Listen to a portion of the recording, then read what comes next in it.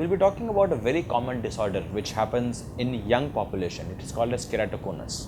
Keratoconus is a progressive disorder of the cornea, the front part of the eye. Normally your cornea is like a glass bowl, like smooth and circular. In keratoconus, it keeps on bulging and becomes like a soccer ball or oblique like a cone. Now this leads to change in your numbers, like your astigmatism or cylindrical numbers quite frequently. The problem with the disease is that it has to be diagnosed very early. If you delay it too much, you might land up into a bigger surgical procedure like corneal transplant.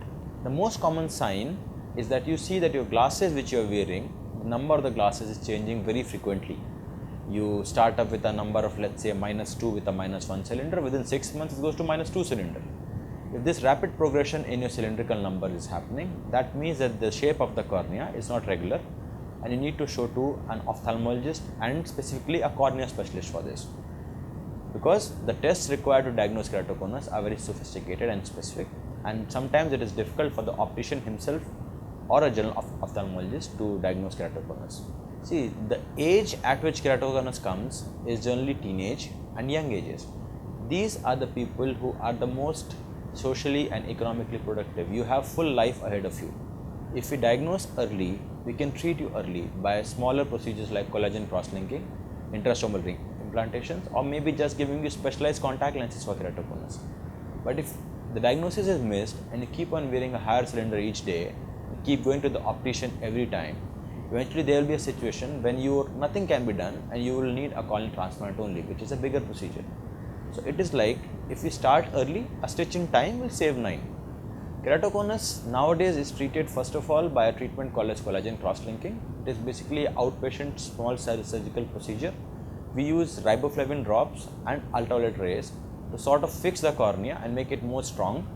The further progression or shape change on the cornea stops at that point. We can place rings in the eye to make the cornea more circular. We can do something called as implantable Collamer lenses, which can eventually take off your glass power also. And in very rare cases, when the keratoconus is very advanced and nothing can be done, we do something called as a corneal transplant.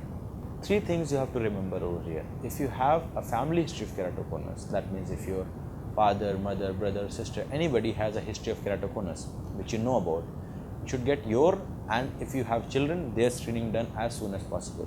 The earliest screening can be done at least 7 years of age. We have tests called as corneal topography, which looks at 20,000 different points on the eye, and it can pick up keratoconus very early. That's the first tip. Second tip you have to understand is that even if you have no history of keratoconus in the family, if your glass numbers are changing very frequently, especially your cylindrical number is changing very frequently, you should show to a cornea specialist to rule out whether you have keratoconus or not. The third tip you have to understand is that the earlier treatment, the better it is. So if you have keratoconus, you know that you have it, it has been progressive and you are just happy on contact lenses, might be time to show to a doctor again, let them have a look whether you need a treatment or not.